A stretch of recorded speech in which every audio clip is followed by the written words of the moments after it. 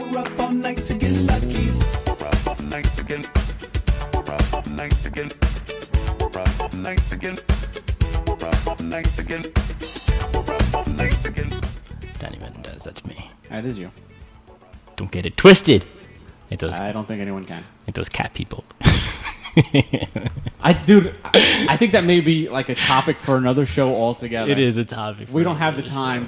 I mean, I would love to just go into this, but I mean, we can do a short version. But I think this is going to be a solid. As you say, I realized, we obviously advocate very strongly against feral cats. Feral cats. Feral, yeah. Outdoor Andy's cats. Andy has tons of cats, and I'm fine with cats. They don't live with me, so I don't mind them. And growing up where you grew up, you people love your cats. I know, and your birds. Hispanics to keep the spirits away, all that good stuff. So.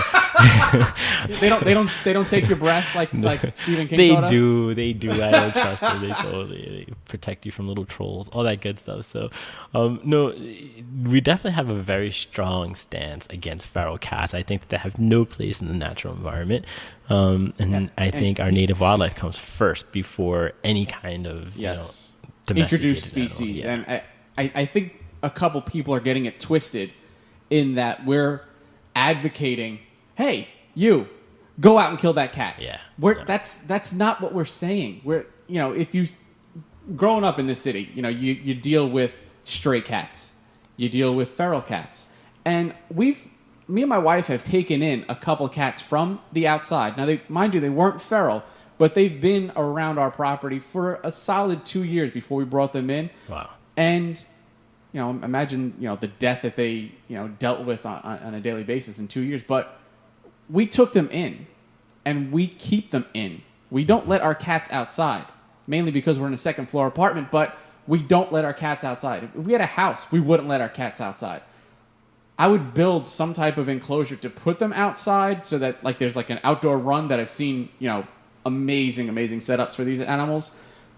But they're really meant to be inside. There's no reason to leave them outside because the cat likes to be outside and get the fresh air. Open up a window, set up a window perch. I've seen people build essentially like an aquarium that protrudes outside of their window so their cat can sit on it like a perch and they can get an outside view. There's no reason for them to step foot on grass at all anymore. No, there's no reason for them to really be outside. I know a lot of people perceive them as being bored and requiring this stimuli, and it's not the case. For your animal to be healthy, it can stay inside just fine. There's freaking cat DVDs you can put on that show the outdoors or in a car and tuna factory. Natural noise, whatever. All kinds of things, man. So, just keep your cats indoors. We do not advocate killing them inhumanely, especially. I actually, a lot of people are saying that they would shoot the cats, and I don't have a problem with that, honestly, because if it's done right, it is humane. If it's done humanely, it's done right. You're not shooting with a BB from 50 yards away. But I'm not a gun guy. I don't shoot things, so I don't shoot cats, and I don't advocate shooting cats because I can't do it well myself. I don't think cats have any right to be outdoors for any reason, whether it's a pet cat or a feral cat. There is no distinction because either or is pretty much committing the same amount of devastation, and that's really the only way you can describe it, because cats have these multi-pronged attacks where not only are they killing things that they'll eat, they are killing things for fun. They are killing things inadvertently. As a wildlife rehabilitator, I can tell you one of the things I most commonly deal with is toxoplasmosis. Now, for those of you who aren't familiar with what it is, toxoplasmosis is shed in the feces of cats. So feral cats will crap out somewhere.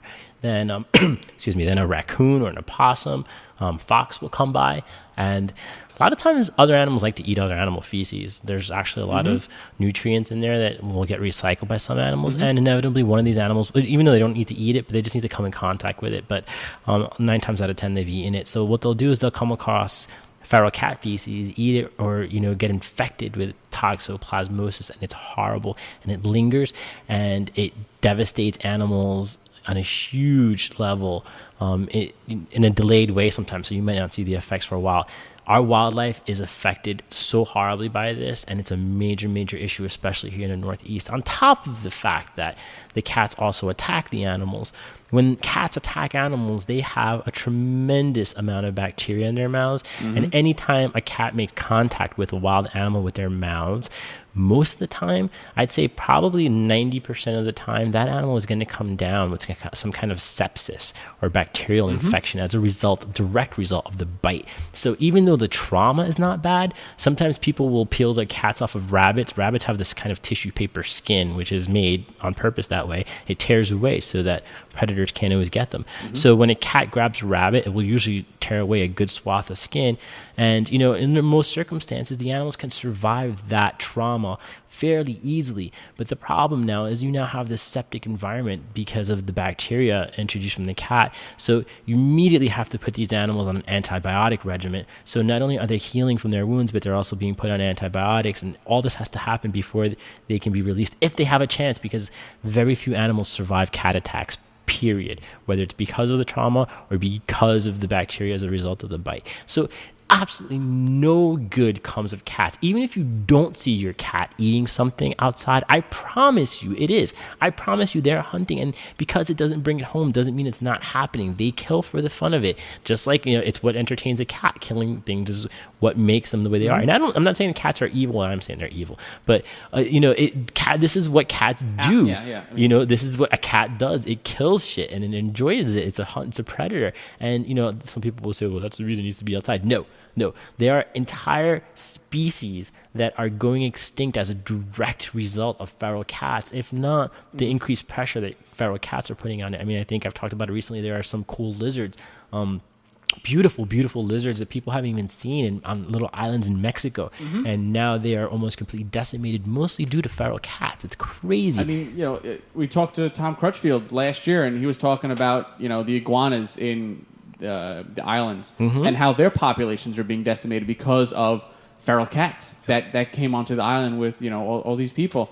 And it's a shame because ultimately the cats pay the price for ridiculous human faults, of course, and human errors, and we're not going to take that away from that. We're not going to take it away from the situation, the fact that humans are the main cause. Now, is the answer go out and kill a human because they released a feral cat? That's a bit harsh, although some people, that's another story. Do it. Yeah. I mean, but trap, neuter, release is stupid. Some people advocate that, it could work. Yeah, it'll work in the long term because an average lifespan of a cat outside is 3 years, 4 years, if it's lucky. If it's not, in a highly urbanized area, it's going to get hit by a car. Yep. Period. I've seen it. I've witnessed it. I've never hit one, but I've witnessed it myself, and it's horrible. But in the country, they're fine. They'll live their life. They get run over by what? A tractor? Okay. They get taken out by foxes a hawk? and coyotes. Okay. Yeah. I mean, that's natural predation to a certain degree. Right. But in a city atmosphere that we're accustomed to, there's no natural predators that's going to take out a cat. I mean, cats are essentially, with the exception of humans, would be considered an apex predator in this type of environment. Yes. And, the next best thing is to humanely euthanize them. Yes. Humanely euthanize them. There's no reason to, torture the damn animal, put it in a bag, throw it over a cliff. There's no reason to do any of that type of shit. That's horrible. That's serial killer shit. But to humanely put down an animal, take it to a shelter, take it to your vet that you trust. I'm sure there are plenty of vets that see other cats that have been injured by cats and dogs that have been injured by stray cats. I mean, I've seen my mother's dog with its face torn up from feral cats in our backyard. Luckily, nothing bad happened to it, just a couple of scratches. But other smaller dogs wouldn't stand a chance, like a little Chihuahua or a toy breed. I had a Yorkie that was attacked by cats. Of course you did. Of course you did. But it's humans. Yes, humans are the main cause of stuff like this. But we can't not take out of the equation that the animals are doing what the animals do. They are killing for fun. They're killing for enjoyment. Haha, yes, it's cute when, Tom drops a little mouse on your lap. Oh, okay, cute. You don't react because the animal's giving you a gift. That's fine. But do you realize that's one mouse? What about the starling or the robins or the cardinals that they're killing on a daily basis. I mean, you saw the video we posted today. I wouldn't want to run into a cat like that. That's horrible.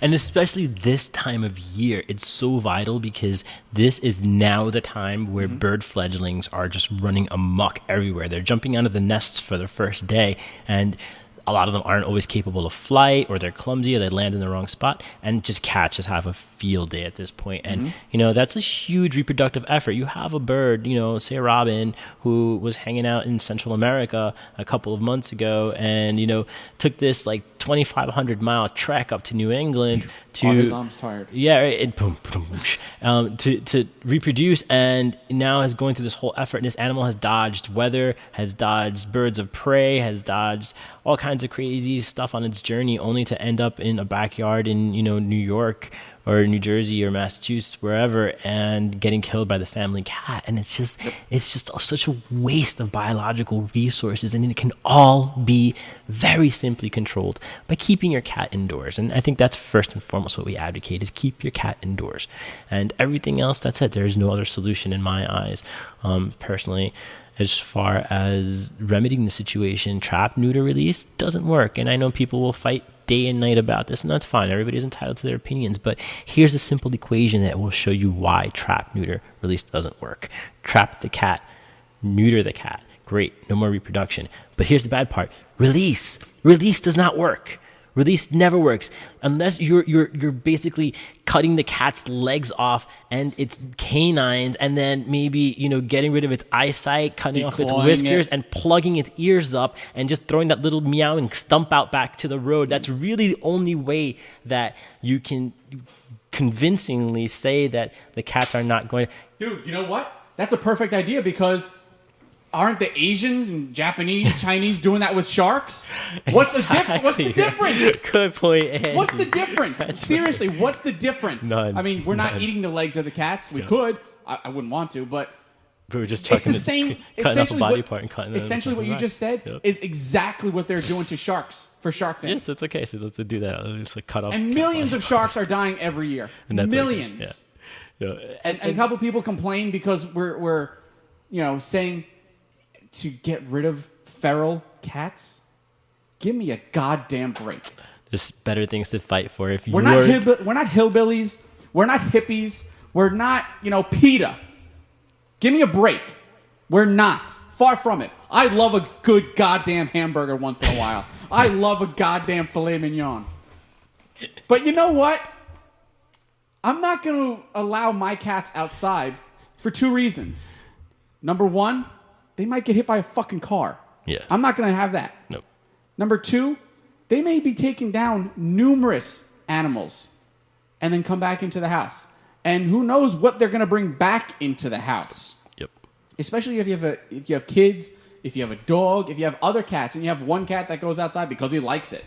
He's going to bring other problems and other diseases into the house. People, please listen to the Urban Jungles radio show. Keep your cats indoors. It's good for them. It's good for the environment. Good for everybody all the way around. What are you laughing at? Lily. Oh, God. I don't want to know. No, you don't. Ladies and gentlemen, that's the Urban Jungles radio show. Throw that headphone down, baby. That's right. Woohoo!